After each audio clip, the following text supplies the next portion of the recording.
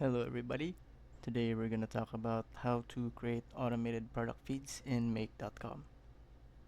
Now this is the flow to create automated product feeds. So starting with the left to the right is RSS. So listen for new RSS feed items will be filtered by the filter SSS item categories. So it will be feeded to JSON. So select useful information in item and compose a JSON representation. Now once it's done here, it will move forward to ChatGPT.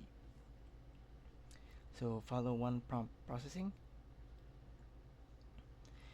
ChatGPT will create a completion prompt to a series of models.